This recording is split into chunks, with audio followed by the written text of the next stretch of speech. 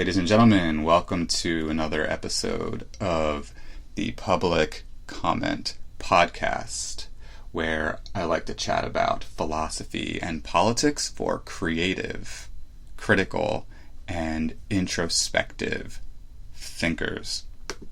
Yes, I do.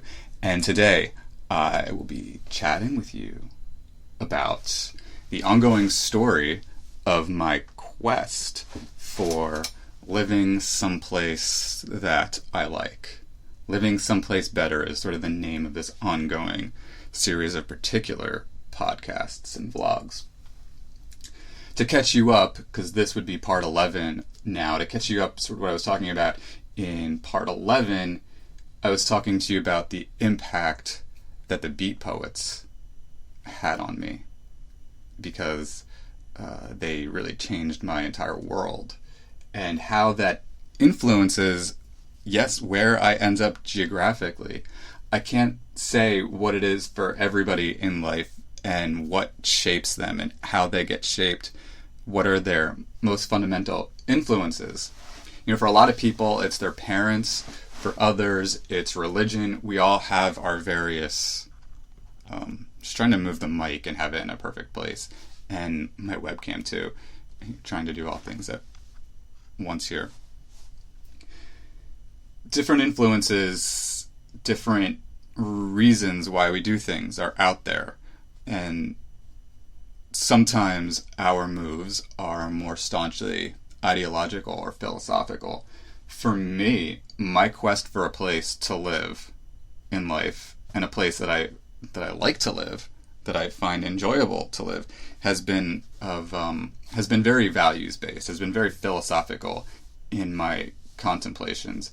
And in fact, I've spent the better part of most of my life actually contemplating the subject of living someplace really wonderful and being encased in a geographical surrounding that I find aesthetically very wonderful and pleasing, as well as, you know, having a place that sort of consists of values that I relate to. So I was talking in part 10 in the last segment. I had been speaking about how I ended up in South Beach and what's going through my mind philosophically in South Beach, and how being in South Beach, the South Beachness sort of plays this role, or my notion of the South Beachness plays its role in the way that I'm thinking about things, and how I slip into this nihilism and fatalism and this weird view of romantic love that I possessed.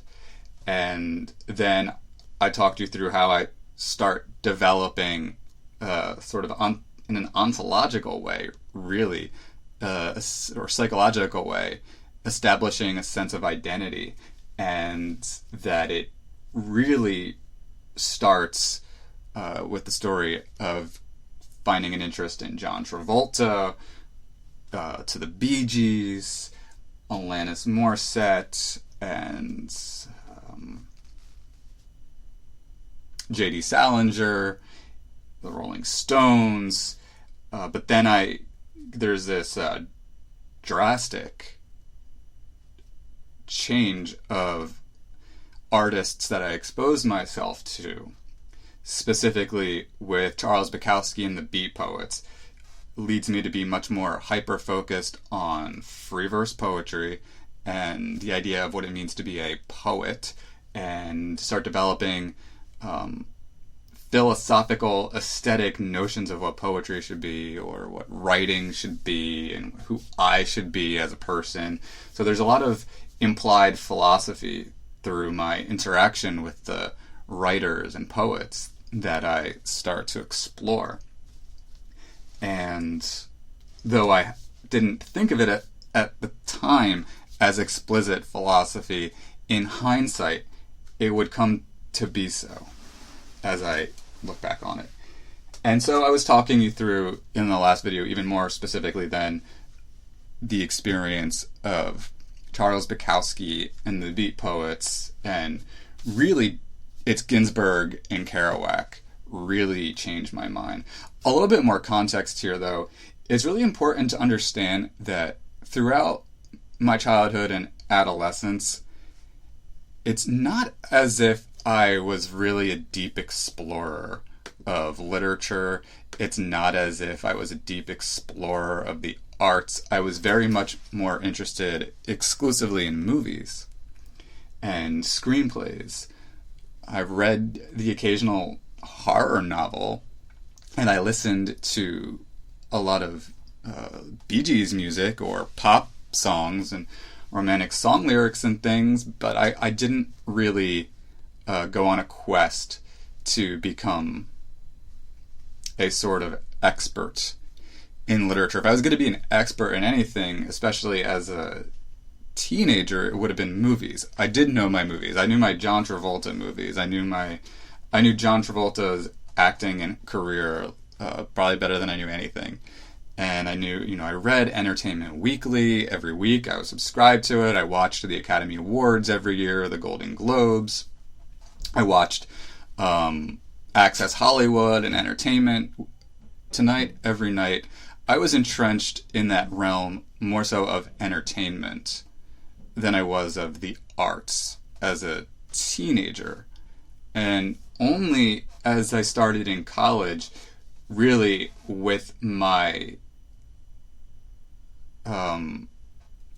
exploration and fascination with Kerouac and Ginsberg, only then is my brain and consciousness suddenly becoming more deeply inundated with a world that was otherwise pretty much a world much outside of conventional pop entertainment, pop culture, or mainstream pop culture, I guess you could say. And this is really the first time that I'm ever exposed to counterculture, really. It's the counterculture of the 60s that I was really exposed to in my freshman year of college. And that's really important to me, that my whole life I've never really been exposed to this concept of counterculture, or what you see. First of all, I wasn't very social as a teenager, so it's not as if I was even exposed to like this variety of, what do you call them, cliques of different people. I pretty much kept to myself, with the exception of four really brilliant individuals, one of which my wonderful friend Tim Moran, the writer, director, and actor. I'm sure he wouldn't mind being named, otherwise I try to keep those people as anonymous as is reasonable.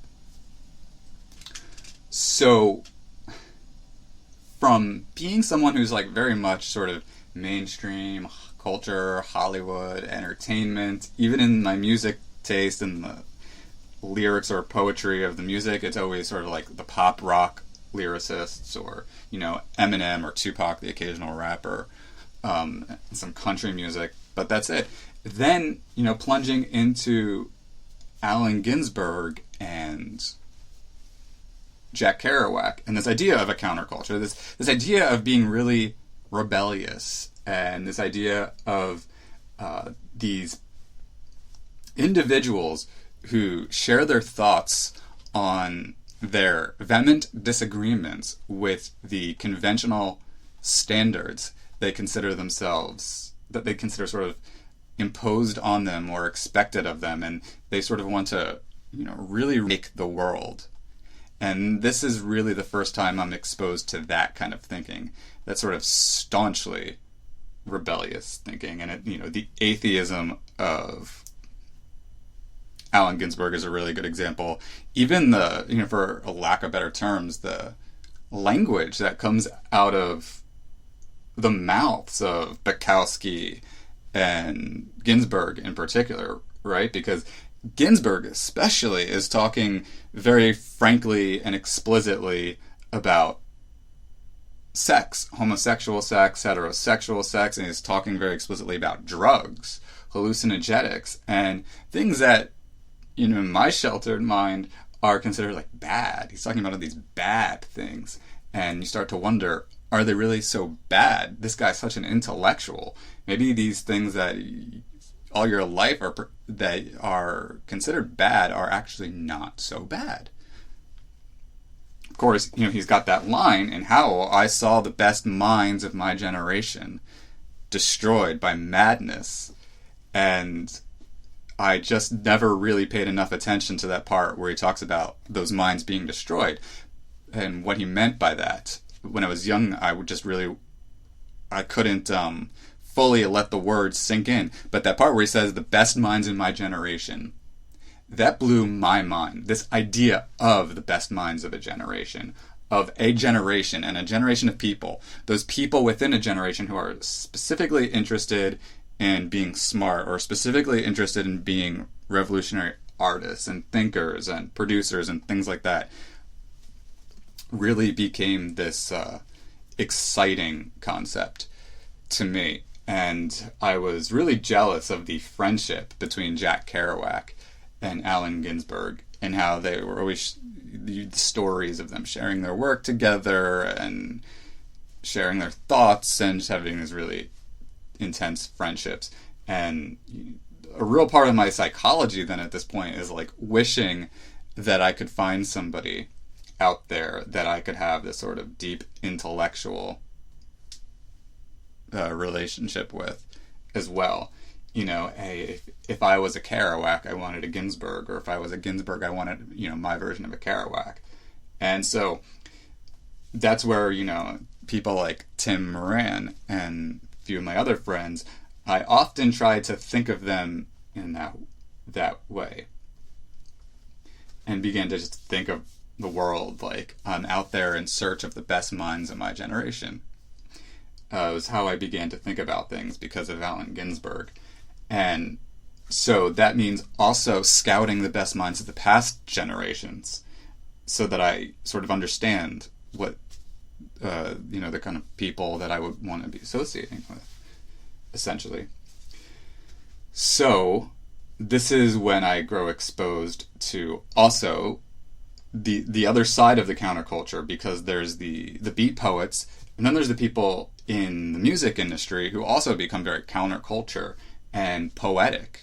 And those people include John Lennon, Bob Dylan, and Jim Morrison are the top three for me. Three people who really are part of this really revolutionary experience of my mind, right? Keeping in mind, I spent my adolescence a Bee Gees fan. The Bee Gees and Nickelback are like my top, Alanis Morissette, they're like my top examples of lyricists. No disrespect to any of those artists, but they're not necessarily, they don't really go about necessarily pushing any envelopes, you might say. With the exception, I think there's something really thrilling about Alanis Morissette writing songs that really don't rhyme all the time. I think that's really cool.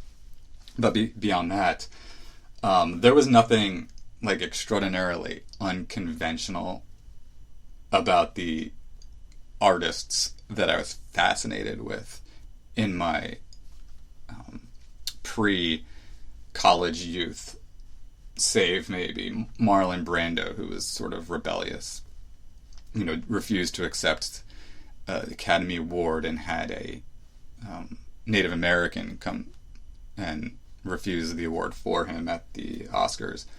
That's sort of really the only major example. So, how does this all happen anyway?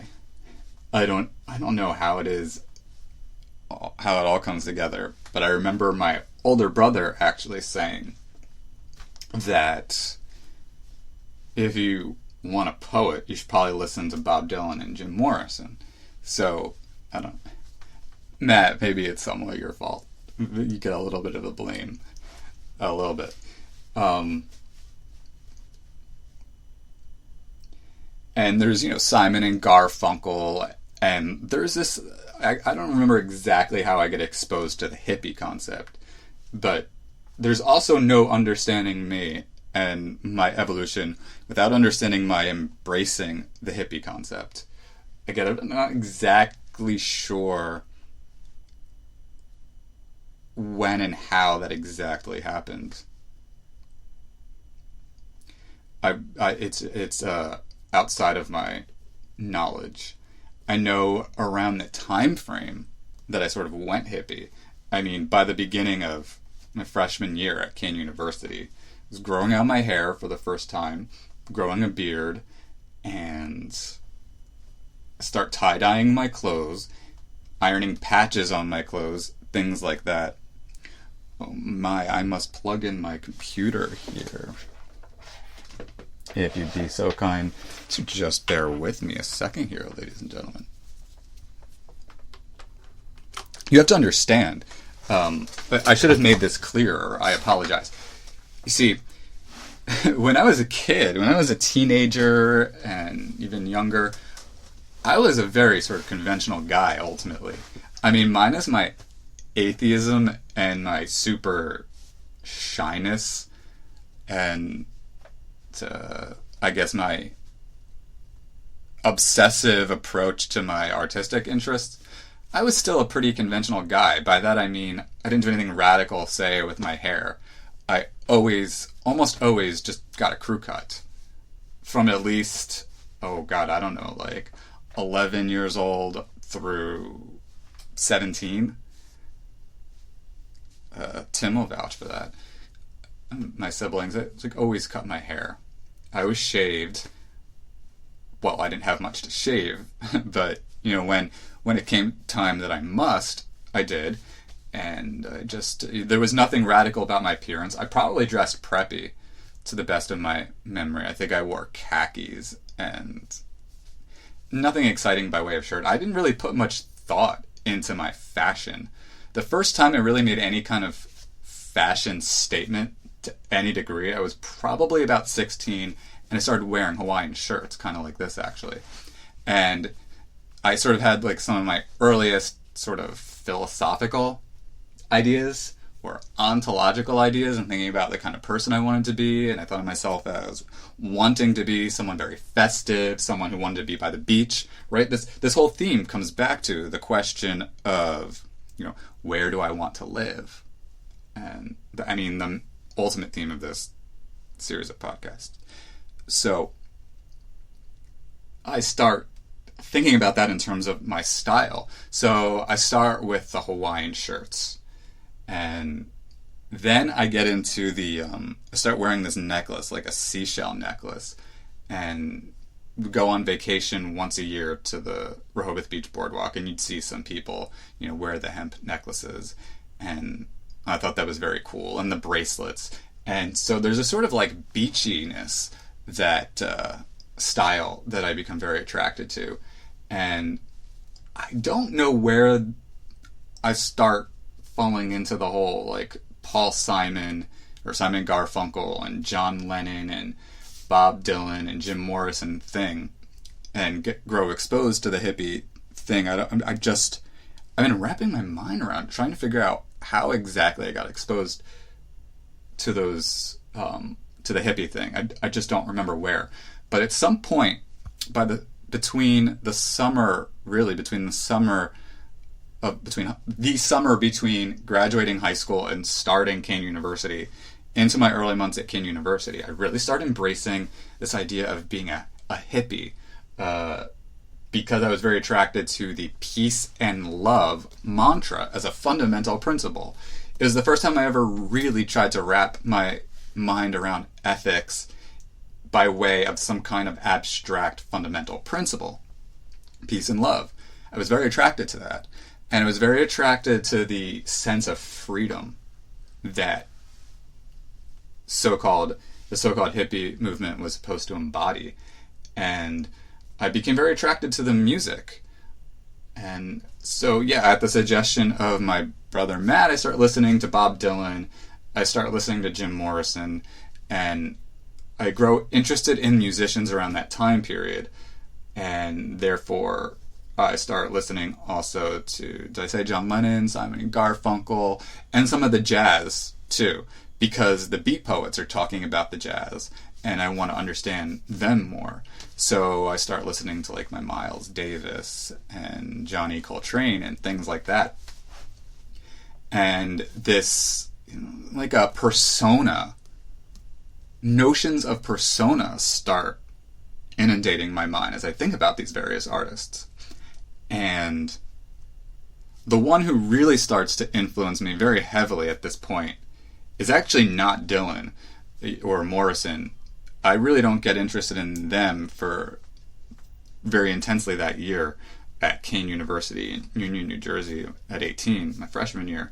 It's actually really Paul Simon and John Lennon that really, really fascinate me. With Paul Simon, it's this sense of chillness, or Simon and Garfunkel, it's this sense of chillness. And I remember there was this hippie girl. Her name was Jess Mill, and I had this sort of a crush on her. She dressed like a hippie, so maybe it was actually her where I really grew exposed to the hippie concept. I don't know, but she was the first time I think I'd ever seen someone dressed like a hippie.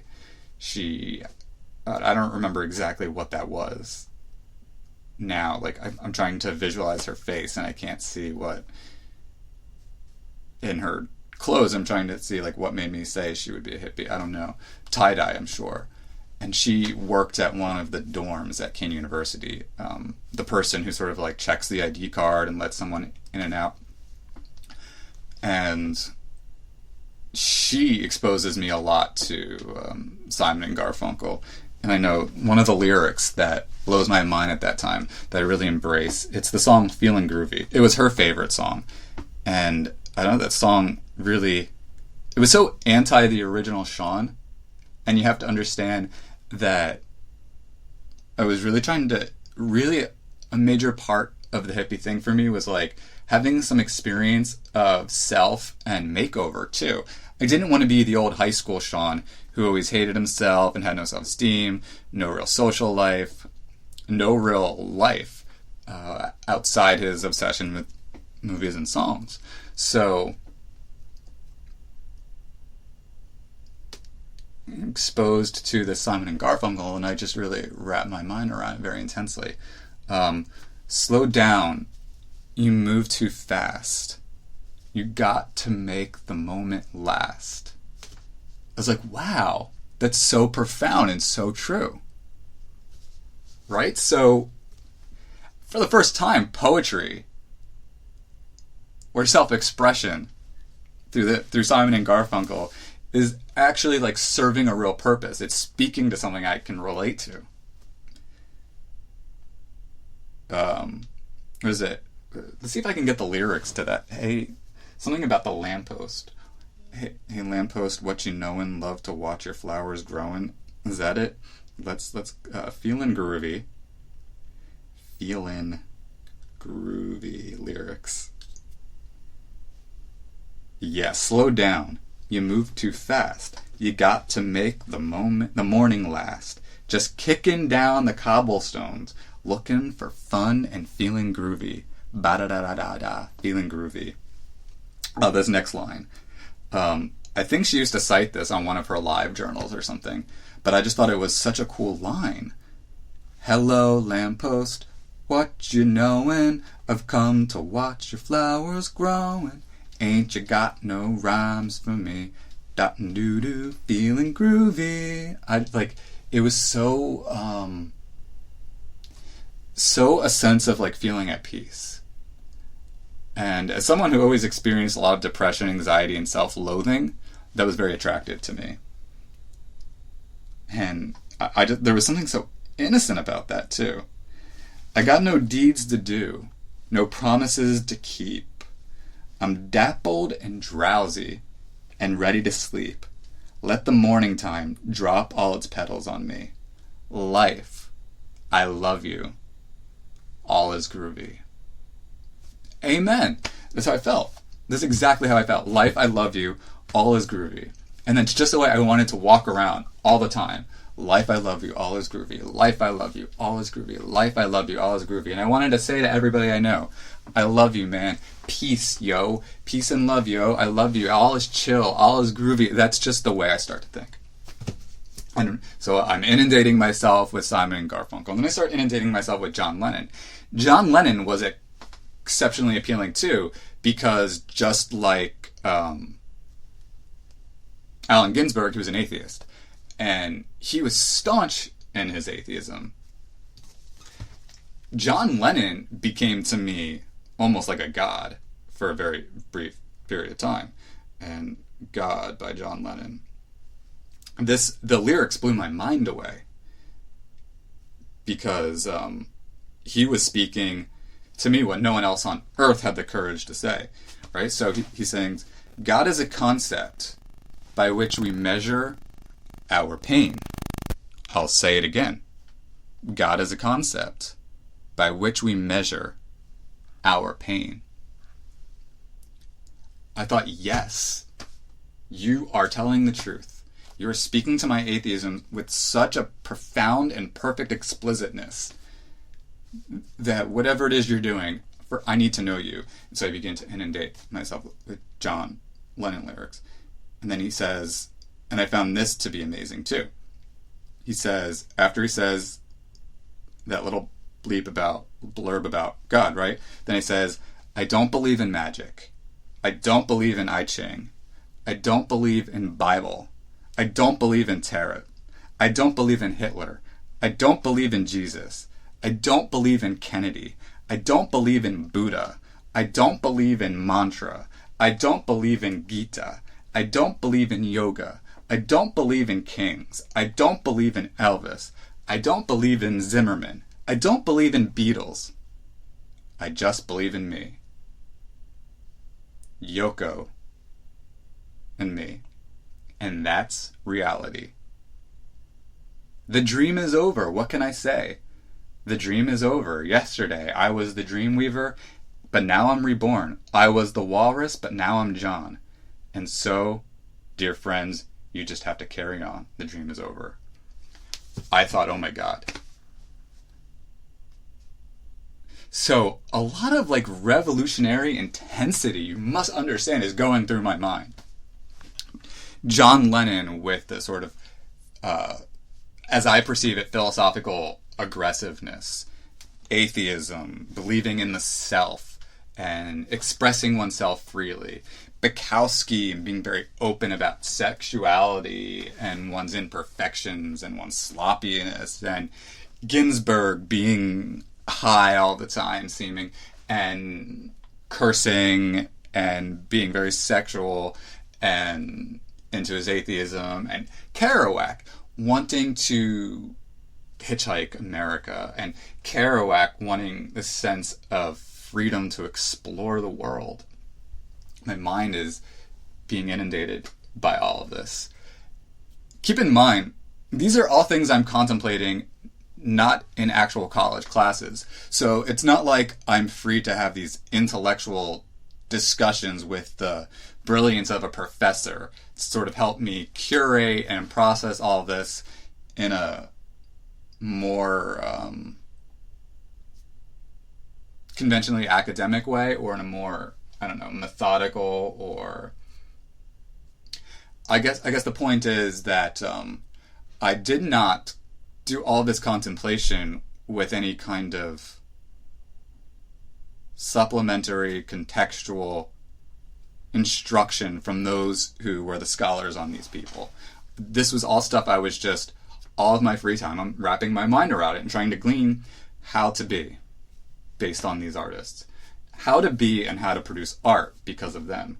And what that means in terms of what I'm supposed to want in my life.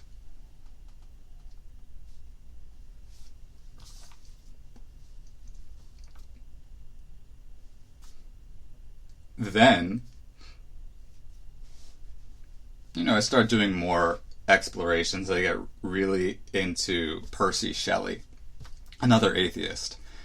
And Percy Shelley starts leading me to feel very confused, because Percy Shelley is a romanticist, and Percy Shelley does not speak in that sort of blunt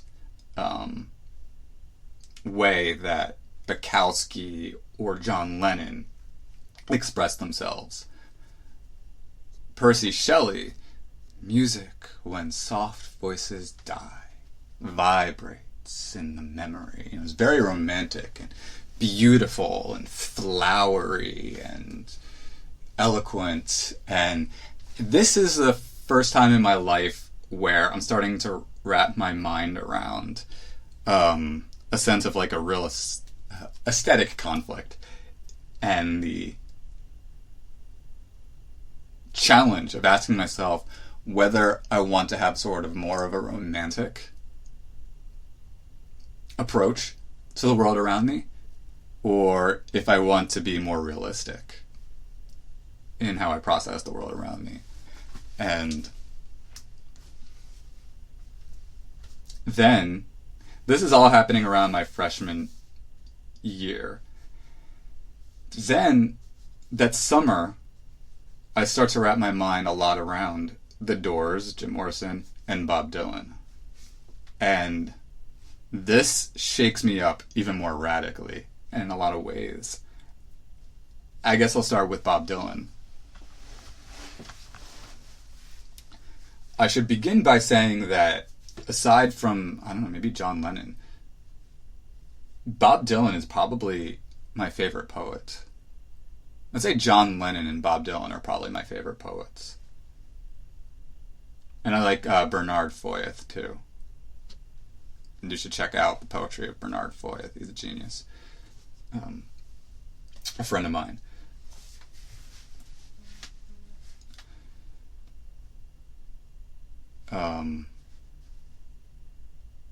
Bob Dylan.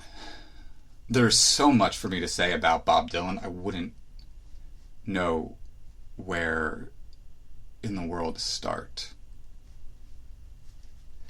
When I first started listening to Bob Dylan, I thought, like, this is cool, but it didn't immediately... I didn't have that special resonance yet. It was like, yeah, this is chill. I could sing along with it. I appreciate what he's saying. But I hadn't yet gotten what I would call the chills. Bob Dylan is one of the few artists out there to give me utter chills. If you check out publiccomment.blog, my website, and you can review my personal essay on the homepage, and I cite 2 passages from Robert Musil. That's an example of artwork that gives me the chills. Speaks so vividly about something so true that at least I could relate to on a very visceral and deep, intense level that I got the chills. This would be the case with Bob Dylan. So I will tell you the story. It's one that in my several attempts to write a novel and or write my autobiography or memoir or something, I've sort of gone back to this in my mind like many a time, and I remember it pretty well. So at this point, it's the summer of 405. It's the summer of 2005. And I am no longer a student at Kane University. I will be soon transferring to Florida Gulf Coast University. And we've talked about how this would be the first time I ever really do something I sort of want as a young adult, sort of. And so that's a little bit of context. I'm still living in my mom's house. It's like a month probably before I'm going to move to Florida Gulf Coast University in Fort Myers, Florida. And I liked to play Bob Dylan in the background. Sometimes I would just go to sleep listening to Bob Dylan. He was so revered. There was such a, when I would read up about him on the internet or hear people talk about Bob Dylan, it was always like, oh, he's such a deep poet. He's kind of hard to understand. There was a air to the way people spoke about Bob Dylan. And, I'd heard the name as a younger person. Oh, Dylan, he was a real poet among the songwriters. He's that guy you hear about all the time, you never really plunge into. So I thought, whatever he has, I want it too. I want to be a genius like Bob Dylan, right? So I said, if I can't understand him, I'm just going to listen to him all the time. And so I would listen, specifically, I'd play the Blonde on Blonde album late at night. And I remember there was this one particular song. 2 particular songs really gave me the chills. One more than any other. Perhaps you know it, perhaps you don't. If you don't, check it out. Sad-Eyed Lady of the Lowland. I remember laying in bed late in August and hearing Dylan and the way he sang it. Sad-eyed lady of the lowlands. Just like that. And there's like, it's evoking all these weird thoughts in my mind. One of them is, wow, there's something so genius sounding about this guy. Another is, I wonder if he's like mad high on heroin or something. I just was wondering it. And he's got this line, my warehouse eyes, my Arabian drums. I'm thinking, my warehouse eyes. Whoa. I felt like I could relate to that idea of having warehouse eyes. As if you're looking so deeply all over and all around you and taking it in so intensely. And that's just who you are. And I thought he understood the way that I think, or the way that I try to think, and having warehouse eyes, having really expansive consciousness, for lack of better terms. And I just got these chills, and I thought, wow, whatever it means to make good art, whatever it means to write good poetry, whatever it means to be, whatever it means to achieve aesthetic excellence, though I wouldn't have known those terms specifically at that point in my life. But essentially, worded another way, that's essentially what I was thinking. I really fell in love at that point with the lyrics of Bob Dylan. And there, some bad consequences, actually. Not his fault, per se, but some bad consequences would come to that, too. So then I go on like a real hyper Dylan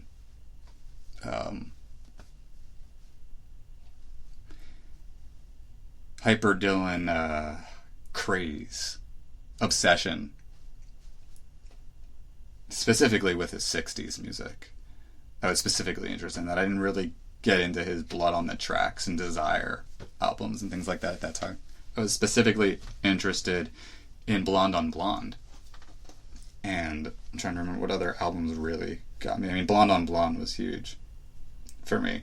Bringing It All Back Home. And really this period of time in Bob Dylan's musical career output, from around when he goes electric, really, with Like a Rolling Stone, up through Blonde on Blonde. So like roughly those 3 years, from like 65 to 68, I think it is, that output of his music, it was like, I cannot begin to explain to you the world that took me to in my mind. And the way that it made me feel. If there was a song that captured probably the way that I felt through the imagery that he sings, I think it would be Desolation Row. The lyrics to that one are just amazing.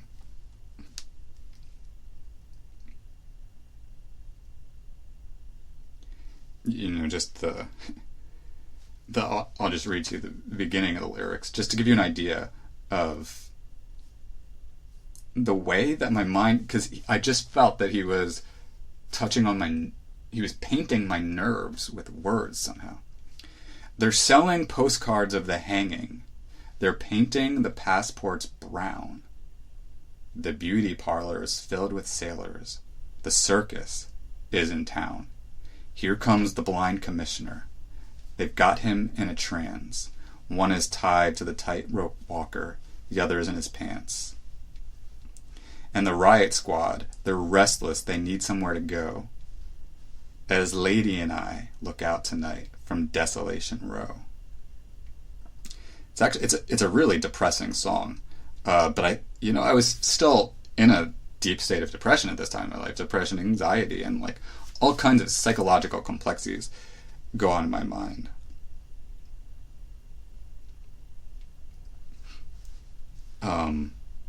The end of the song. Yes, I received you yesterday about the time the doorknob broke. When you asked me how I was doing, was that some kind of joke? All these people that you mentioned, yes, I know them, they're quite lame. I had to rearrange their faces and give them all another name. Right now I can't read too good. Don't send me no more letters, no. Not unless you mail them from Desolation Row. I felt like he's got this madness inside his mind, as do I, essentially. And nobody can relate to me because of the tortured consciousness I have. And unless you can relate to this tortured but brilliant, tragic consciousness that I have, don't bother. Like, that's the attitude that I start to develop in listening to Dylan. And then there's the song Sooner or Later. That's a really sad one. That song I'd play a lot. And that would become really depressing because it painted how I felt about the romantic relationship I would start, right? Because I'm trying to take you to how I get to where I'm thinking in South Beach. And if you understand the lyrics of Bob Dylan, specifically some of the songs that I'm citing, you begin to understand what's going on in my mind. And with Dylan, there's almost like a kind of arrogance in his tone at times. And I wanted to... Honestly, I think I wanted to be Bob Dylan. I think in his song lyrics, if I could just sing them all the time and think about them all the time, it's like I could escape whoever Sean O'Connor was and be someone I thought who was really cool. I could embody the Bob Dylan-ness within me somehow. And I tried to adapt, like I tried to take Dylan-esque attitudes towards things. He became as much a poet to me as a philosopher. I took a lot from it. So, for example, I didn't mean to treat you so bad. You shouldn't take it so personal. I didn't mean to make you so sad. You just happened to be there. That's all. That began to be how I felt about the relationship I was starting with this girl at Florida Gulf Coast University. Actually, we didn't really get into any fights at that point, but I was constantly paranoid that there would be a fight. I was very cynical. I may have told you this before, but I was always paranoid that she was wanting to screw other guys and that I was only going to want to screw other girls and that we were lying to ourselves about our capacity to be monogamous with each other. And I felt like this sense of misery and depression about it all. And I thought, this nice girl can never relate to the sort of tortured consciousness that I have. And that when he says, I didn't mean to treat you so bad, you shouldn't take it so personal. I sort of saw, like, I had a really depressed, melancholy way about myself at times. And the way I was thinking was like, you know, I'm not meaning to make your day any darker. Don't take it as such. And then he says, I didn't mean to make you so sad. You just happened to be there. That's all. Because I was a determinist, a fatalist. The essence of our relationships, I mean, whatever kinds of emotions it evoked, though I felt them and was very attached to her and it was all very romantic and nice and all of that, to me, it was just fate. And so this whole, like, you know, you just happen to be there. That's all. To me, it was like there's this sort of dichotomy or paradox of there's this flush of intense first love emotions and insecurities and feelings, and yet this sort of fatalistic detachment from it. And the two are conflicting with each other and competing with each other. But sooner or later, one of us must know that you just did what you're supposed to do. Sooner or later, one of us must know that I really did try to get close to you. Again, just this fatalism about it. That whatever goes wrong in this relationship, because I saw it as doomed, because I saw everything in my life as doom. Doom was probably, especially by the time I'm at Florida Gulf Coast University, I'm smoking pot at this point, like all the time, having a lot of paranoia and anxiety. I just felt this overarching, all-encompassing, ontological sense of life, fundamental, dogmatic doom of my consciousness. But whatever is going to be is going to be. It just is. Sooner or later, one of us must know that you just did what you're supposed to do. Sooner or later, one of us must know that I really did try to get close to you. What's the other one? The song is escaping my mind. I wish Rodney, my friend Rodney, was here. He probably knows Dylan better than I do. When he says in another song, I don't want to be, what is it? I want to be your lover, baby.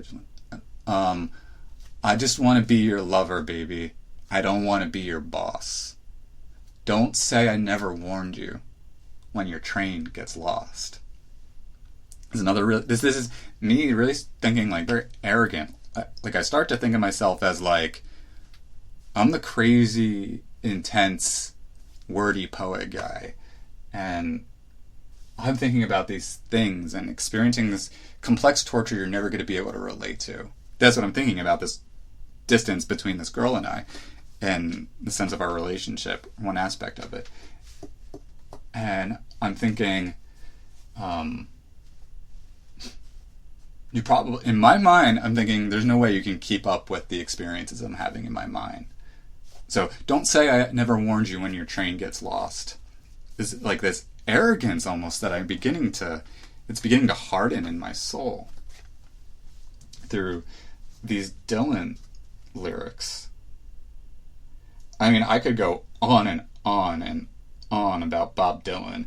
I will probably end up doing an entire chain of podcasts exclusively about Bob Dylan, and maybe even get some people who are really interested in him to join me in that one.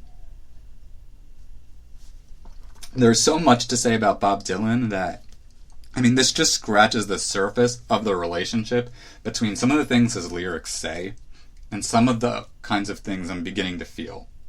Now remember, this is all having a sort of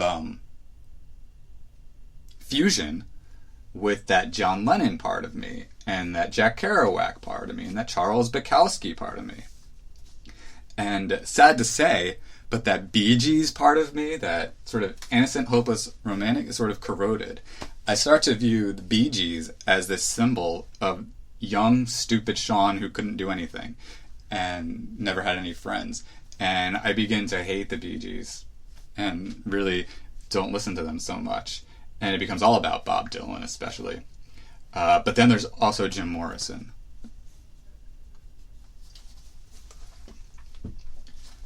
Jim Morrison's very different in many ways in terms of his impact on me than Bob Dylan, especially because Bob Dylan has had an all-enduring impact on me. That is to say, I'm still a Bob Dylan fan. I still love Bob Dylan.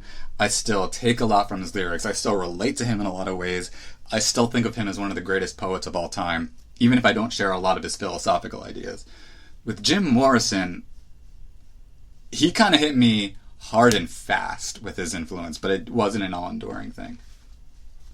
But when Jim Morrison came into my life, he came in and really shaped a major part of who I was. You just can't understand who I was in my life without understanding the people that influenced me. And again, it's not this conventional, oh, I learned so much from my father and so much from my grandmother and like all these things. Yeah, a lot of my friends and family influenced me, but nothing influenced me so staunchly as these artists and thinkers. And Jim Morrison has probably the most depressing impact on me of virtually any artist that I allowed to impact my mind. He's up there with Rimbaud and Baudelaire too. They're also very depressing impacts. Jim Morrison. I would say the first thing to understand with respect to how I perceived Jim Morrison, I understood he was well liked by the female gender, female sex, and I envied that. Someone who always thought he was very ugly as a teenager. You know, you look in the mirror, you hate what the universe gives you, you cry, you punch the walls, and you think, why am I so ugly, or what have you? And you start growing out your hair and wearing a beard, and you begin to think, I'm challenging the way I used to view myself. Smoke pot, and you think to yourself, like, I'm cleaning out my mind, I'm becoming this new person, and you're asking yourself, who is it then that I'm supposed to be? And you see somebody like Jim Morrison, who all the ladies like so much, and you think, then whatever it is he's doing, to be so cool, to be so liked as a poet, to be so liked as a performer, as an artist, and as a sex symbol, well then I must do whatever it is that he's doing right. So there are like two aspects of Jim Morrison that really captivate me. One is the lyrics of his songs and what may or may not be implied from them.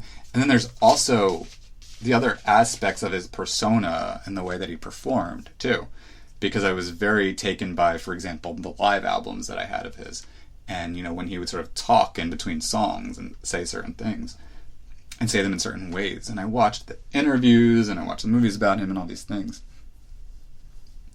To me, Jim Morrison was the ultimate hippie poet. That's how I perceived him, as a hippie poet. And his lyrics touched on things that I had never heard anyone touch on in a particular way. Specifically the song, The End. There's a song that evokes a lot of pain in my soul. Just the memory of listening to it. I have this memory. I mean, I was really obsessed with this song and the Doors and Jim Morrison, and somehow trying to like really experience it in a real hippie-ish and spiritual way. So this is early in the FGCU days, before I had a girlfriend I told you of. And this particular girl wants to hang out. And so we go back to my dorm. And I said, you want to listen to the Doors? Sure. So we just sort of listen, and I play The End by the Doors. And it's the live version. And I just lay on the ground and play the music really loud. And I don't know if I sing along or whatever it is I'm doing, but I'm just sort of like very entranced, laying on the ground, letting the music take me. And she gets very bored and wants to not stay. And that would be the end of that prospective relationship. But the end is about death. Death was my greatest of all fears, remains my greatest of all fears, and my greatest of all hatreds with the way the universe appears to be. And Jim Morrison is able to embrace death, or not sound so afraid of it. And he says some crazy, that's a crazy song by any stretch of the imagination. I mean, it's like obscene.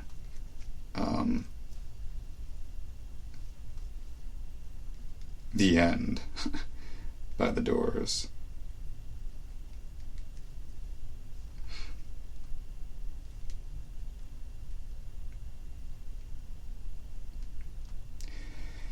So you have to understand, right, I was smoking a lot of pot by the time I was very in the depths of the song, right? And a lot of times when I would get mad high, I would think that I was dying. And so death became at the forefront of my mind a lot. And that Jim Morrison was addressing this so aggressively was attractive to me as someone I could relate to. Though I couldn't understand how he could be so, apparently it seems at times, at peace with it.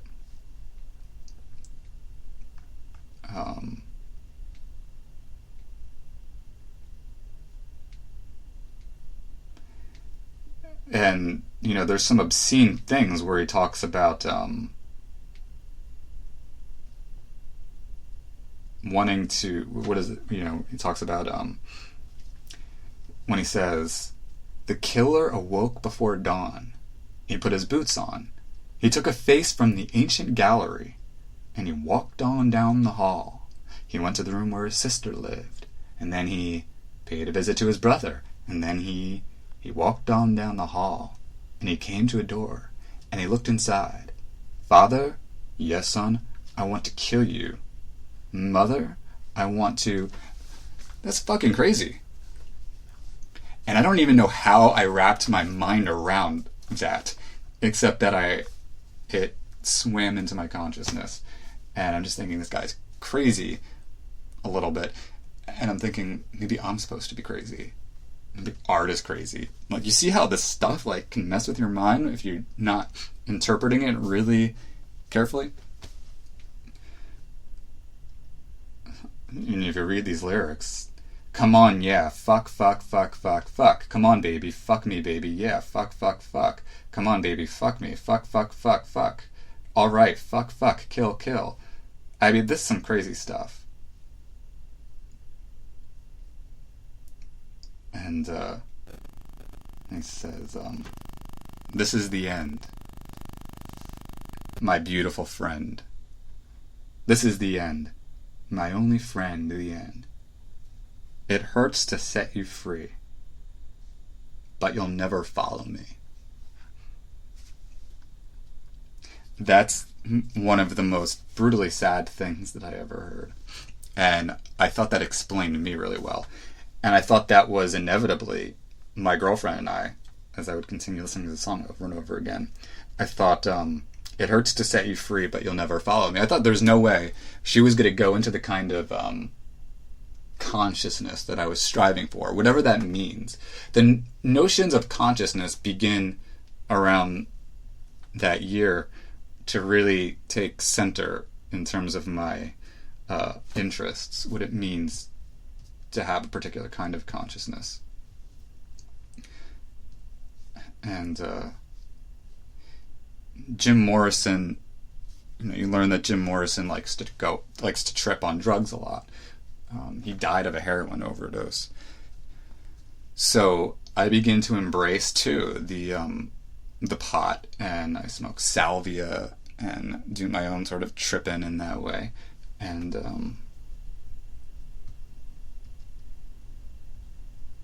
I'm sort of captivated by Jim Morrison's use of the word fuck, and sort of trying to say shocking things. I begin to write really shocking poetry. One of the most insane things I ever wrote was Jesus amens my cock. I wrote. I don't know why. I don't know. That was me trying to be Jim Morrison and say that. Went to this poetry reading, and I was so entranced by the way Jim Morrison, when he would do a show based on the live recordings that I would listen to, he would scream a lot, and he would try to be shamanistic. So I go to this poetry reading, and I read the most, for better terms, obscene poetry that I've written that I could find, like what I had just said to you. And I get interrupted in the middle because of all my screaming, and I get asked to leave. And then there's another poet, and then I get asked to leave. I don't remember exactly how the intervention within the reading I'm doing goes, but I remember having to actually run out of the cafe with my girlfriend and another friend of mine. And as I'm being, chased out, I remember screaming something like, I want everybody to know that such and such kind of language and such words are not permitted here, and we're being attacked for our freedom of speech, or something like that. I really tried to cause a scene. Really, to me, I thought I was putting on some kind of revolutionary show.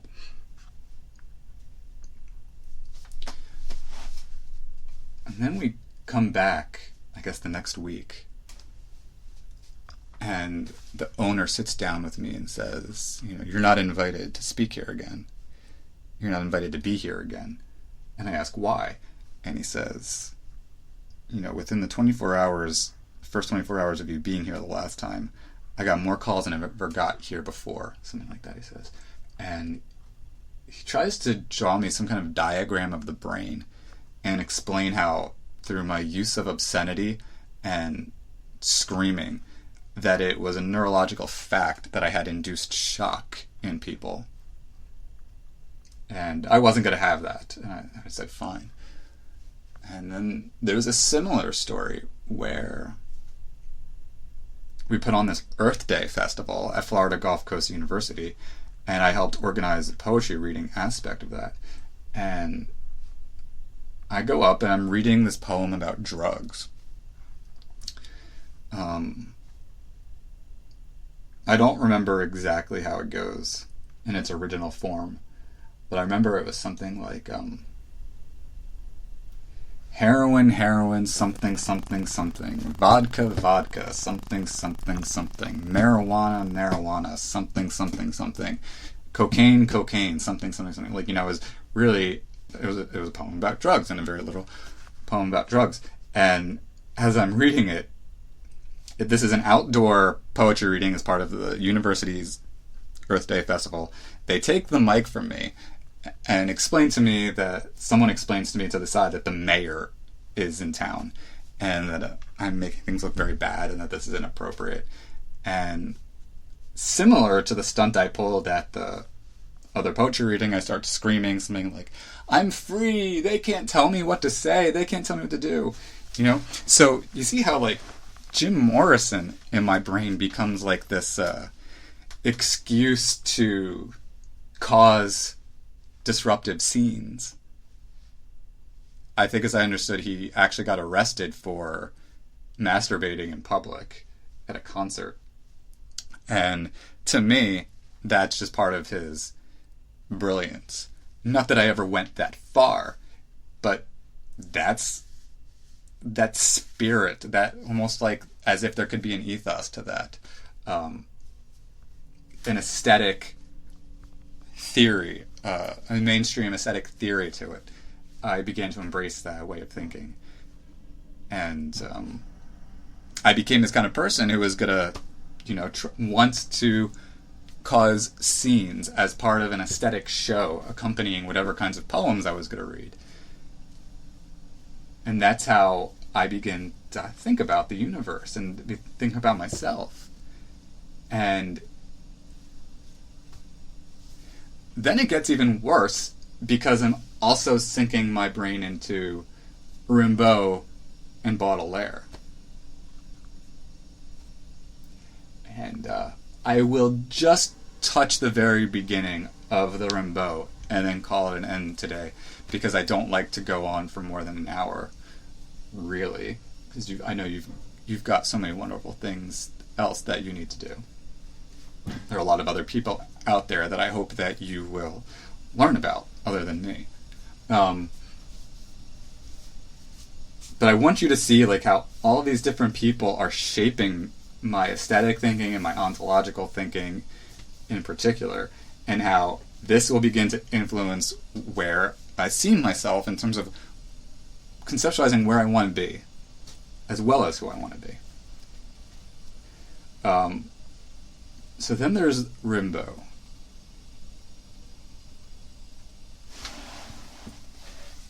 I think I was exposed to Rimbaud.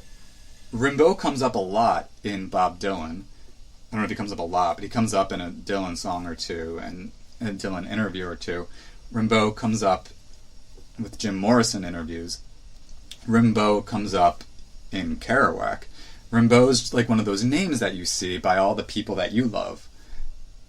So if all of my favorite artists are giving kudos to Rimbaud, I need to know who Rimbaud is.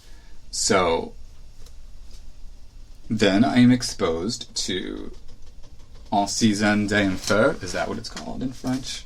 A Season in Hell, as it's translated in English. I know I talked to you a little bit about Rimbaud before, in an earlier part of this, but I can't emphasize enough the impact that this has on my brain. With Rimbaud, it's a couple of things that's really attractive at the onset. First of all, he appears to be someone of incredible influence. It goes back to the 19th century. He's French. Really, he's my introduction to French poetry. And his poems, though he writes different kinds of poems, he also writes prose poetry, which I had never really been exposed to before. So-called prose poetry. And Rimbaud is considered, when you start to read about him, he's considered this like prodigy, a genius poet who writes his best work in, at 18 years old, 19, early 20s. By 30, he's abandoned poetry. And he's considered just this crazy genius. And he has this very tortured soul. He's almost as if his concept of geniusness is akin to unbearable hypersensitivity, for a lack of better terms. I'm going to leave it there. I think that's a good place to stop it. So, just leaving you then with a context line to sort of like sum it up. So, it's 2006 at this point. It's spring of 2006. My brain is plunged in Bukowski, Ginsberg, Kerouac, Lennon, Simon and Garfunkel, Bob Dylan, Jim Morrison, and Arthur Rimbaud. And each of them has these aspects of sort of philosophical, ontological, or aesthetic ideas that I'm wrapping my mind around. And they're not necessarily having like the most positive impact you could imagine on me. And this is all extracurricular. This is all stuff, that I'm wrapping my mind around in an almost solipsistic kind of way, as opposed to dissecting them with other people or learning about it at school. This is, in fact, what I abandon my classes, run away from my classes, don't attend my classes at FGCU. Instead, I'm reading this stuff and thinking about it and trying to embody and embrace it. And it's in the context of this that I start thinking about how I don't want to be an American anymore. I don't want to live in America anymore. I want to move to England and become a rich and famous poet in England. And I'll tell you more about that and how Rimbaud and Baudelaire, in fact, also seize my brain and influence the person I am at South Beach and this concept I have of the so-called starving artist, really, or myself as an artist, and how I eventually break out of that mold. And what that means about where I'm supposed to be in life and where I'm supposed to live, etc. So thank you so much for taking the time to listen to the Public Comment podcast about philosophy and politics for critical, creative, and introspective thinkers. I hope that you have a fantastic day, and I will be chatting with you just a little bit later.